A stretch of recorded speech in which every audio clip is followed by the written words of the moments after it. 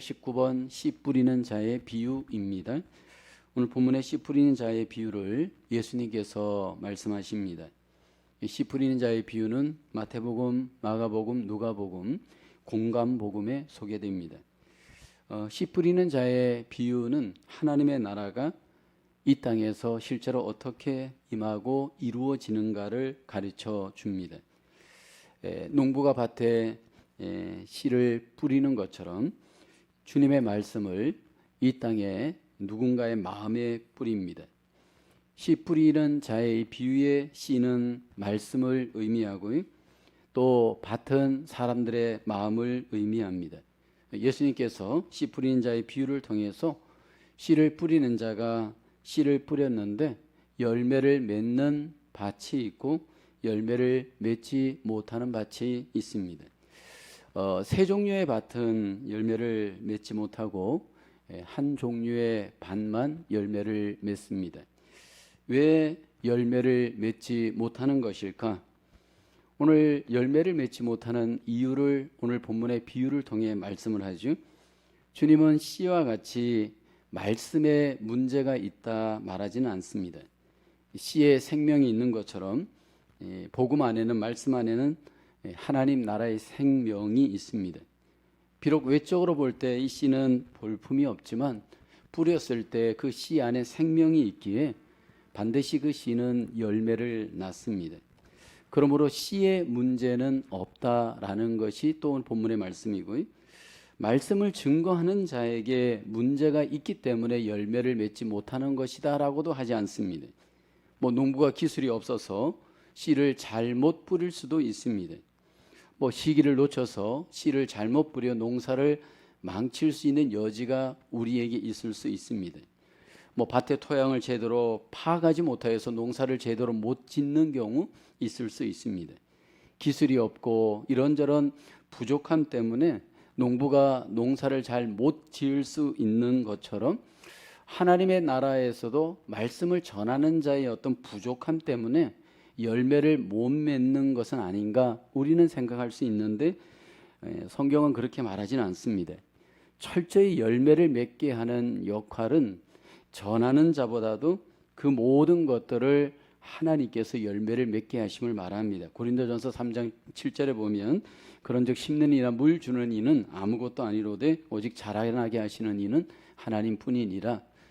그래서 우리의 입장에서 전하는 자가 좀 부족해도 하나님의 말씀 그 자체의 능력과 생명을 통하여서 하나님은 이 땅에 말씀의 열매를 맺게 하십니다.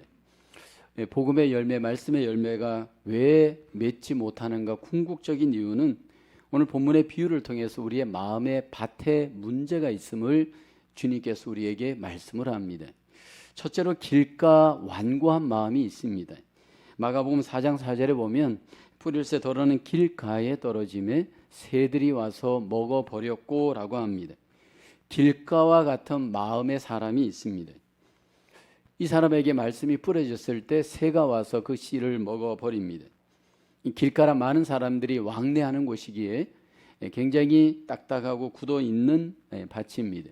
유대 나라의 그 길가는 특별히 많은 사람들이 왕래하는 그 길가는 아주 단단하고 굳어져 있습니다. 그 길가에 씨를 뿌릴 때 새가 와서 먹어버립니다. 이 길가의 마음을 가진 사람은 어떤 사람인가? 하나님의 말씀을 마음에 전혀 받아들이지 못하는 사람입니다. 길가와 같이 마음이 완고하여서 굳어 있어서 말씀이 도무지 그 안에 들어가지 못하는 사람입니다. 하나님의 말씀을 아무리 전하여도 그 사람은 마음에 믿지 않고 깨달을 수도 없고 열매도 맺을 수가 없고 모든 것들을 거부하는 자입니다. 길가의 마음을 가지신 분들은 그 마음 안에 너무 내 생각으로 가득 차 있습니다. 나의 이성, 나의 지식들로 그 마음 안에 가득 차 있습니다. 그래서 그 마음이 굳어져 있어서 하나님의 말씀이 그 마음 안에 들어갈 수 없습니다. 길가의 마음을 가진 사람들은 하나님의 말씀을 내 안의 경험과 이성과 지식으로 판단하고 이해하려고 하기 때문에 그 말씀을 거부합니다. 그리고 심지어는 반대하고 공격합니다. 근데 성경은 하나님의 생각은 인간의 생각과 근본적으로 다름을 우리에게 말씀하죠. 이사야서 55장 8절 9절에 보면 내 생각이 너희의 생각과 다르며 내 길은 너희의 길과 다름이니라. 여호와의 말씀이니라. 이는 하늘이 땅보다 높음 같이 내 길은 너희의 길보다 높으며 내 생각은 너희의 생각보다 높음이니라. 이 길가에 완고한 마음을 가진 사람들, 이 사람들의 가장 문제가 하나 있습니다. 이 사람들이 그 마음의 말씀을 받지 못할 때 새가 와서 그 씨를 먹어버린다라는 겁니다. 그리고 이 새를 성경은 사탄이라고 말씀을 합니다. 마가복음 4장 15절에 말씀이 길가에 뿌려졌다는 것은 이들을 가리킴이니 곧 말씀을 들었을 때 사탄이 즉시 와서 그들에게 뿌려진 말씀을 빼앗는 것이요 라고 합니다. 씨가 떨어졌을 때 그 마음에 받아들이지 않을 때 사탄이 이렇게 보고 있다가 노리고 그 말씀을 빼앗아 버립니다. 철로 역정의 저자 잔 버년이 불신자일 때, 그러니까 교회는 출석하지만 무신론자였습니다. 교회 오랫동안 다녔고 설교를 많이 들었지만 그 마음 속에는 확신이 없습니다. 교회 안에 그런 분들이 있거든요. 하나님을 알지 못한 채로 교회 안에 그냥 머물러 있는 자입니다. 근데 이제 그가 고민하기 시작을 했습니다. 왜냐하면 이 씨 뿌리는 자의 비유의 말씀을 읽다가 자기의 그 마음밭에 떨어지는 말씀의 씨를 본인이 받지 않을 때 사탄이 다 빼앗아 간다라는 것을 말씀을 통해 안 겁니다. 자신이 사탄에게 속해 있다라는 것을 말씀을 통해 깨달은 겁니다. 그리고 어느 날부터인가 그 말씀 시간에 하나님 앞에 마음을 드리기 시작하였고, 그리고 그 마음이 하나님께 드려지는 순간 귀가 기울여지기 시작을 합니다. 그리고 결국 말씀을 듣고 깨닫고 마침내 철로 역정과 같은 그러한 책을 내기도 했습니다. 예수님 당시에 유대인들의 가장 큰 문제는 마음이었습니다. 하나님 앞에, 예수님 앞에 가 있지만 그들의 마음은 길가의 마음입니다. 이 길가의 마음은 아무리 그 앞에 가 있어도 결국 말씀을 다 사탄에게 빼앗깁니다. 사탄은 지금도 사람들의 마음에 말씀이 들어가지 못하도록 말씀을 빼앗아가고 훔쳐갑니다. 이 완고한 마음의 사람을 사탄이 굉장히 좋아합니다. 이 완고한 마음의 사람들을 보면 자기 고집이 너무 셉니다. 신앙이 아닌 신념으로 살아가는 사람입니다. 이 신념의 사람들은 하나님의 말씀보다 내 생각이 우선되어지고 내 경험이 우선되어집니다. 그래서 하나님의 말씀이 아무리 들려줘도 그 신념으로 말씀을 거부하고 신념으로 말씀을 저항합니다. 그리고 결국 그 마음을 하나님께 내어드리질 못하고 죄에 자기를 다스림을 받도록 그냥 마음을 버려지게 내버려 둡니다. 마치 밭을 사용하지 않고 묵은 밭을 내버려 두면 굳어지는 것처럼 이 완고한 사람은 죄에 내 마음을 다 내맡기고 내버려진 사람입니다. 그로 인해서 사단에 의해서 조종을 받고 사단에 의해서 그 마음이 이렇게 지배를 받고 살아가는, 죄에 의해서 다스림을 받는 사람이 바로 완고한 사람입니다. 우리가 하나님의 말씀을 받을 때 하나님이 우리에게 일하시기도 하지만 사탄이 그 시간을 통해 일하기도 합니다. 그래서 여러분, 우리가 하나님 앞에 믿음 생활할 때 말씀에 내가 집중하지 못하도록 사탄은 끊임없이 우리를 공격하고 우는 사자와 같이 두루다니면서 우리의 말씀을 도둑질해 가기도 합니다. 첫 번째 질문입니다. 왜 우리는 아는 사람뿐 아니라 모르는 사람에게도 복음을 나누어 주어야 할까요? 복음은 씨와 같습니다. 사람에게 이 복음이 전해졌을 때, 분명히 뿌려졌을 때 그 복음은 씨와 같이 생명이 있기 때문에 누군가에는 분명히 열매를 맺을 수 있도록 하나님께서 일하시기 때문입니다. 그래서 우리가 함께 복음을 받고 전하는 자로서 나와 관계없이 하나님이 일하시는 이 복음을 우리는 때를 얻든지 못 얻든지 우리가 알지 못하는 자들에게, 또 하나님이 원하시는 어떤 류의 사람들에게 전하는 사명 우리에게 있고, 열매를 맺게 하시는 분 하나님이십니다. 두 번째로 돌밭 피상적인 마음입니다. 열매를 맺지 못하는 두 번째 마음이 돌밭인데, 이 돌밭의 사람은 피상적인 마음의 사람입니다.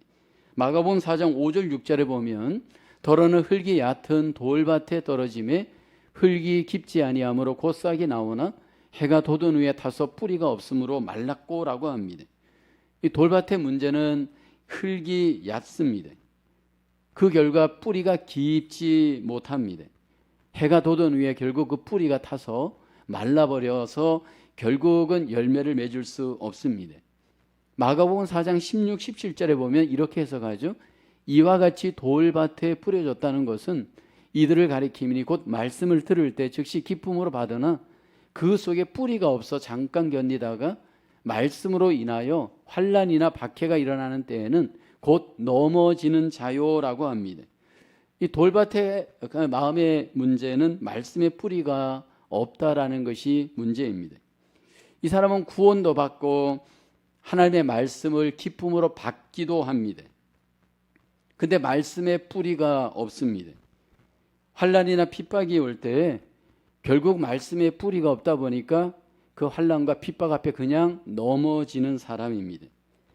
이 돌밭과 같은 마음의 사람은 하나님의 말씀을 순간적으로 받는 감정적 기쁨은 있습니다. 설교 시간에 나름대로 은혜도 받고 나름대로 깨달음도 있습니다. 예배의 어떤 기쁨도 순간 누리기도 합니다. 부흥회 같은 데 가서 눈물도 흘리기도 합니다. 갑자기 이게 마음이 뜨거워지기도 합니다. 그런데 이 사람들의 가장 큰 약점은 말씀의 뿌리가 없다는 겁니다. 말씀의 뿌리가 없다 보니까 그 믿음의 힘이 없습니다. 그래서 이 사람들은 항상 초보적인 상태의 감정에 머물러 있습니다. 초보의 상태에 머물러서 항상 쉬운 말씀, 재미있는 말씀, 마치 젖과 같은 말씀으로만 그것을 만족으로 삼으려고 하는 분들입니다. 단단한 음식들, 좀 이렇게 굳은 음식들은 먹기를 굉장히 불편해합니다. 그 결과 그 마음에 말씀의 뿌리가 깊지 못하고 결국 지각 사용 능력이 모자라다 보니까 결국 초보의 상태에서 끝나버리는 자입니다. 히브리서 5장 13절 14절에 말씀하죠. 이는 저절 먹는 자마다 어린 아이니 의의 말씀을 경험하지 못한 자요 단단한 음식은 장성한 자의 것이니 그들은 지각을 사용함으로 연단을 받아 선악을 분별하는 자들이니라. 이 돌밭의 마음을 가지신 분들 문제는 평범할 때 문제가 없는데 뿌리가 없다 보니까 환난이 올 때 고난이 올 때 절대로 이겨낼 수 없습니다. 이런 마음의 분들은 그 마음 안에 지각을 사용하여서 마음을 단단하게 훈련을 하지 못하였기에 그 속에 굳은 하나님을 향한 믿음의 마음이 없습니다. 이 말씀의 뿌리가 없다 보니까 결국은 그 안에 이 고난이 오고 환난이 오면 그 핍박 안에 금방 마음이 흔들거려서 믿음으로 자기를 이겨내지 못합니다. 우리가 말씀의 뿌리를 내리는 신앙, 말씀의 뿌리가 있는 사람은 그 마음이 단단하게 말씀의 뿌리를 내림으로 인해서 마음을 지켜갈 수가 있습니다. 말씀은 마치 우리 안에 빛과 같이 어둠 속에 빛이 있으면 어둠을 이겨내는 것과 같습니다. 아무리 고난이 오더라도 내 안에 말씀이 있게 되어지면 고난 가운데 있을 때 그 빛 대신 말씀을 붙들고 고난을 이겨냅니다. 하나님의 뜻대로 이겨냅니다. 그래서 여러분 그 사람이 평상시에 얼마나 말씀을 묵상했는가, 얼마만큼 말씀으로 하나님 앞에 자기를 세웠는가, 고난이 딱 와보면 그 사람의 영적인 바로메터가 딱 나옵니다. 쉽게 마음이 흔들거리고 감정적으로 왔다 갔다 하지 않습니다. 우리가 요즘 묵상하는 욥을 보면 욥이 그 고난 속에 친구들이 정죄하고 여러 가지 객관적인 어려운 종양 속에서도 그 마음이 말씀의 뿌리를 내리고 있습니다. 욥기 23장 12절에 보면 내가 그의 입술의 명령을 어기지 아니하고 정한 음식보다 그 입의 말씀을 귀히 여겼도다라고 고백을 합니다. 결국 여러분 말씀으로 고난을 이기고 말씀으로 그 마음을 지키고 말씀으로 결국은 하나님 앞에 승리를 합니다. 우리가 하나님의 말씀을 뿌리 내리는 일은 저절로 되질 않습니다. 감정적으로 여러분 신앙생활을 하는 분들 보면 결국 말씀의 뿌리가 없기 때문에 쉽게 감정의 소용돌이에 말려듭니다. 지속성이 없고요. 꾸준함이 없고요, 일정함이 없고요, 하나님 앞에 자기를 세워가는 정결하고 바른 모습들이 나타날 수 없습니다. 그러나 말씀에 뿌리를 내리는 사람은 환난이 올 때, 고난이 올 때 하나님의 말씀대로 하나님께 집중합니다. 왔다 갔다 하지 않고 하나님께 마음을 정하고 결국은 믿음으로 살면서 열매를 맺을 수가 있습니다. 돌밭의 마음의 사람은 믿음의 초보에 머물러 있고 감정에 머물러 있는 아주 연약한 마음밭의 사람입니다. 그러므로 열매를 맺을 수 없습니다. 세 번째로 가시밭 산란한 마음의 사람이 있습니다. 마가복음 4장 7절이죠. 더러는 가시떨기에 떨어짐에 가시가 자라 기운을 막음으로 결실하지 못하였고라고 합니다. 이 가시밭의 마음은 가시가 기운을 막는다 말합니다. 그로 인해서 말씀을 결실하지 못하게 하죠. 여기 가시란 구체적으로 무엇일까요? 마가복음 4장 18, 19절에 말씀하죠. 또 어떤 이는 가시떨기에 뿌려진 자니 이들은 말씀을 듣기는 하되 세상의 염려와 재물의 유혹과 기타 욕심이 들어와 말씀을 막아 결실하지 못하게 되는 자요. 여기 가시밭의 마음은 세상의 염려의 마음이 지배적입니다. 재리의 유혹의 지배를 받는 마음입니다. 욕심에 의해서 지배를 받고 있는 마음입니다. 그러니까 이 사람은 분명히 하나님의 말씀을 받기도 하고 믿기도 하고 깨닫기도 한 자입니다. 그렇지만 결국은 끝에 가서 보면 이 기운들로 인해서 열매를 맺을 수 없습니다. 교회 봉사도 하고 충성도 하고 교육도 받고 훈련도 받습니다.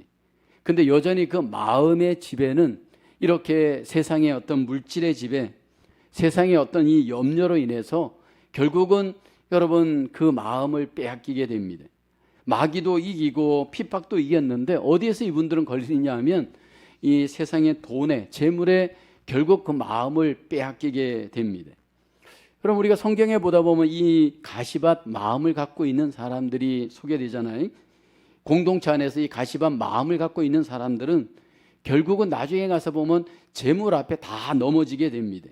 구약의 이스라엘 백성들이 광야에서 가나안으로 들어갈 때 첫 번째 여리고성 싸움을 벌입니다.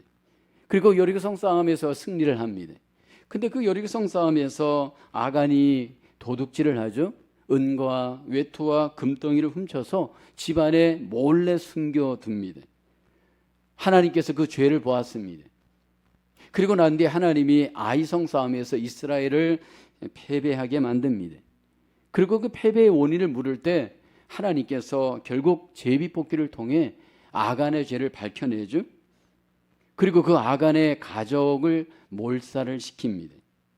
신약에 들어와서도 마찬가지잖아요. 예루살렘 교회가 크게 부흥할 때 놀라운 여러분 일이 벌어지는데 바로 물질과 관련한 도둑질을 한 자들을 하나님이 처벌하죠. 바로 아나니아와 삽비라 부부였습니다. 자기들의 그 집 모든 소유를 팔고 난 뒤에 얼마를 쏘겼습니다.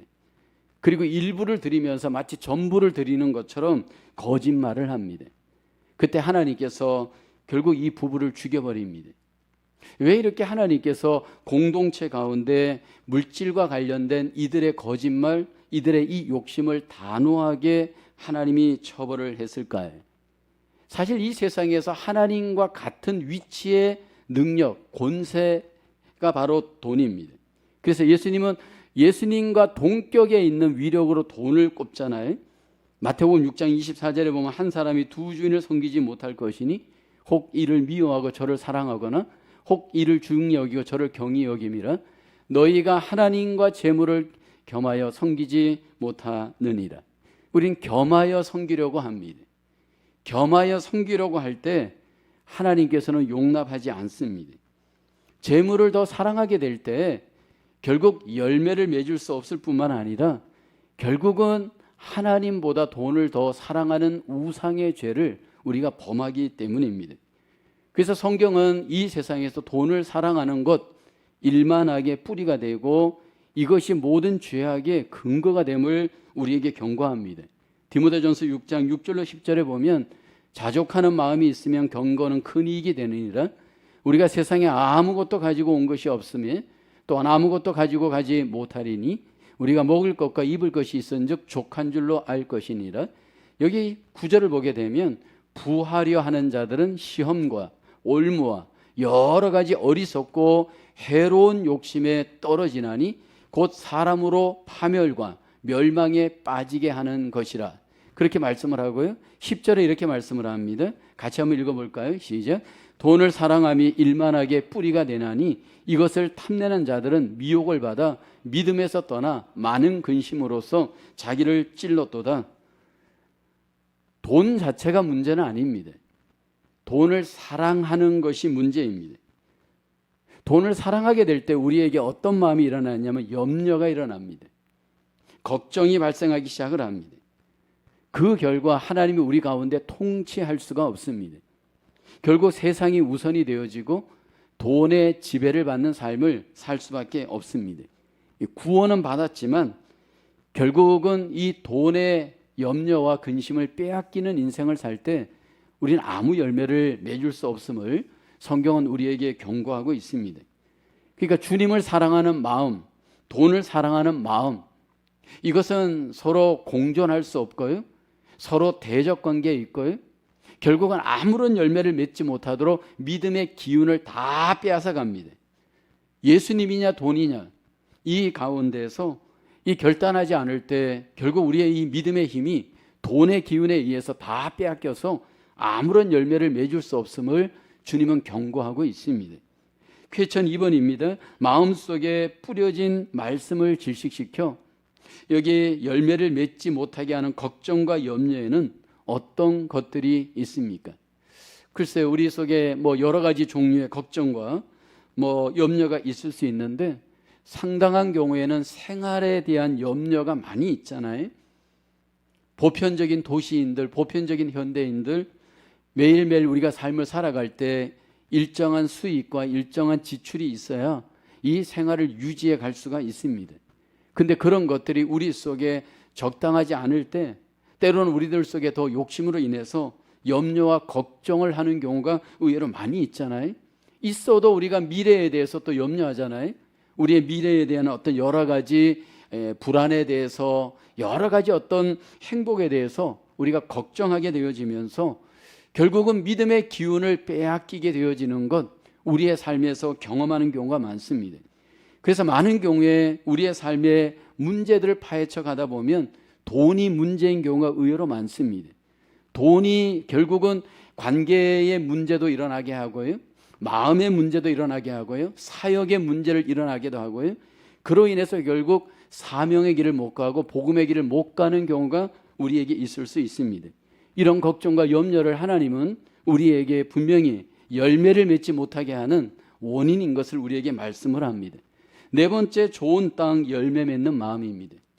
네 종류의 밭 중에서 유일하게 열매를 맺는 마음 밭입니다. 마가복음 4장 8절에 소개되어지죠. 더러는 좋은 땅에 떨어짐에 자라 무성하여 결실하였으니 30배나 60배나 100배가 되었느니라. 이 좋은 땅의 마음은 열매를 맺는 마음입니다. 이 좋은 땅의 마음은 구체적으로 어떤 모습일까요? 보통 우리가 어떤 사람을 볼 때 저 사람은 정말로 성품이 좋아, 그렇게 우리가 말을 하기도 합니다. 근데 하나님이 보는 성품과 우리가 보는 성품은 다릅니다. 예수님이 보시는 그 좋은 땅, 좋은 마음밭은 부드러운 마음밭입니다. 그래서 열매를 맺을 수 있는 마음밭입니다. 누가복음 8장 15절 병행구에는 그 부드러운 마음을 더 구체적으로 얘기합니다. 착하고 좋은 마음으로 여기 말씀을 하죠. 그러니까 좋은 땅은 착한 마음의 사람입니다. 좋은 마음으로 말씀을 듣고 지켜 인내로 결신하는 자입니다.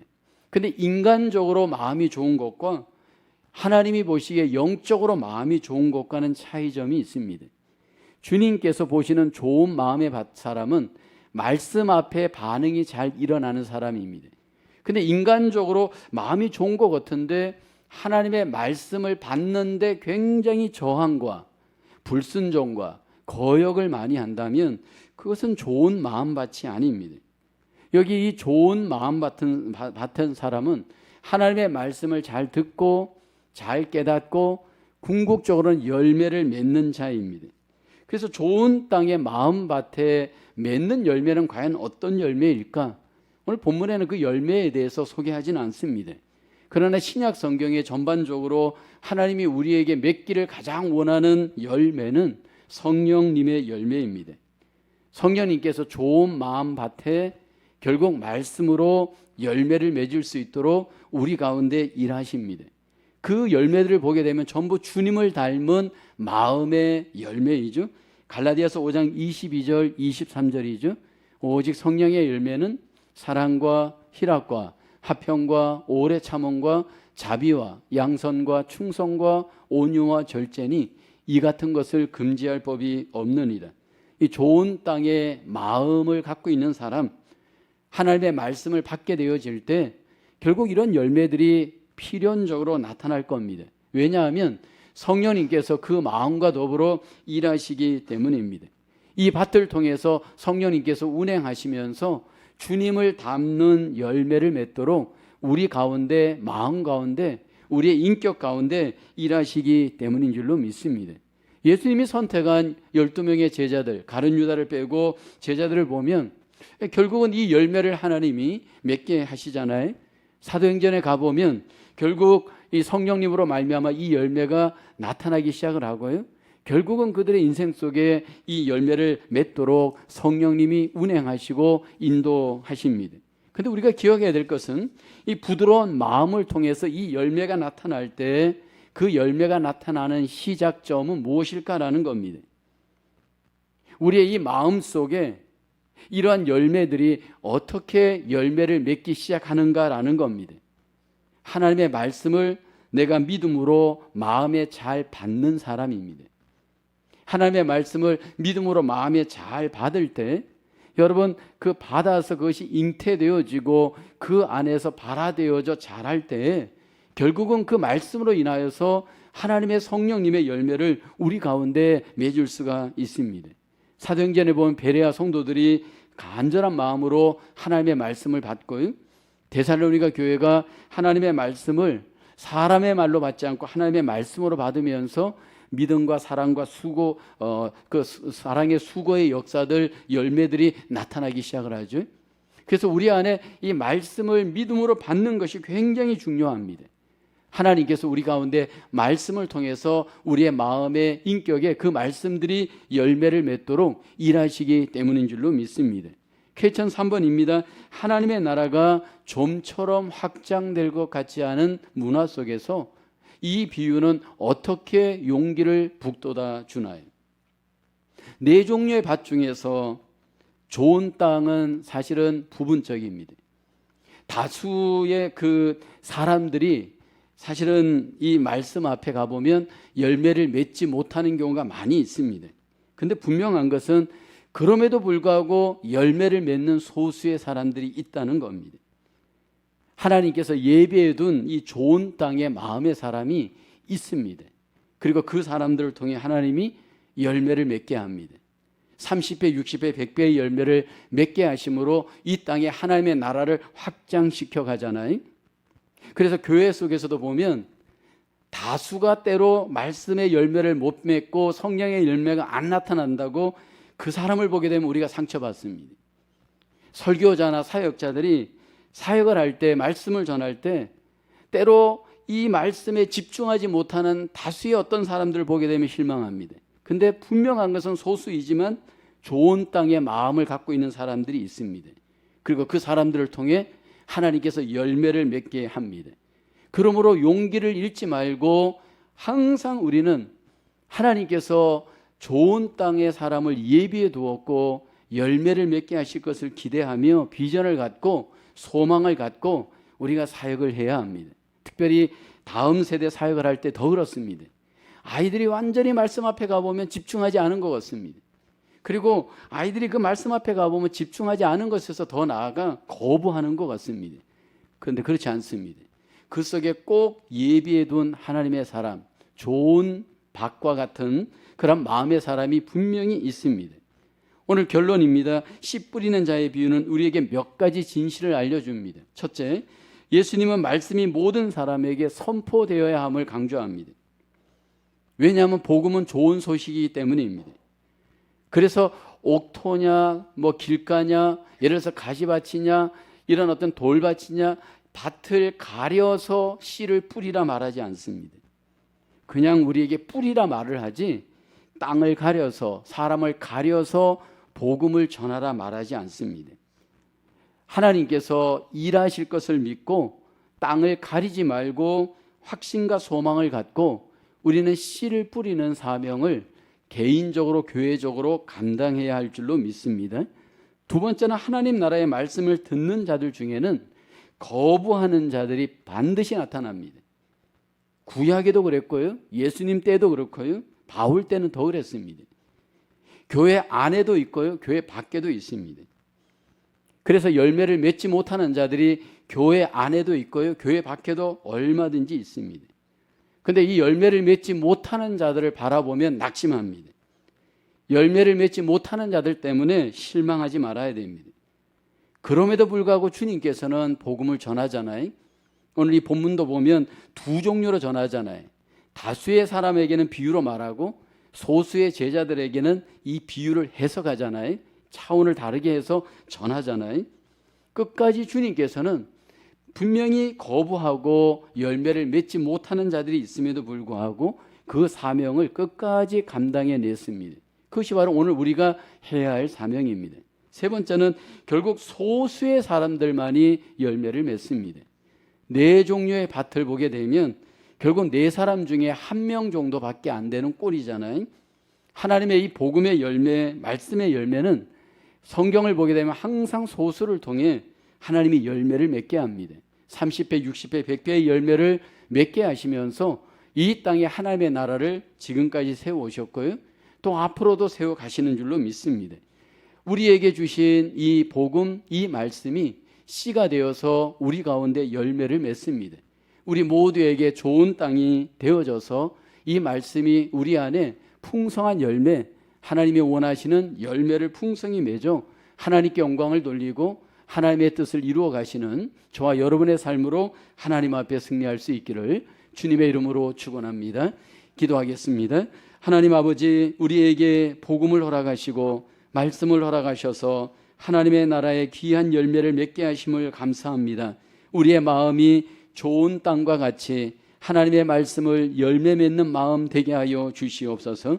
우리의 마음을 기경시켜 주셔서 하나님 앞에 부드러운 마음이 되게 하시고 착한 마음이 되게 하시고 선한 마음이 되어져 성령님이 운행하심으로 하나님이 기뻐하시는 열매를, 주님을 닮는 열매를 풍성히 맺어갈 수 있도록 하나님 우리를 인도하여 주시옵소서.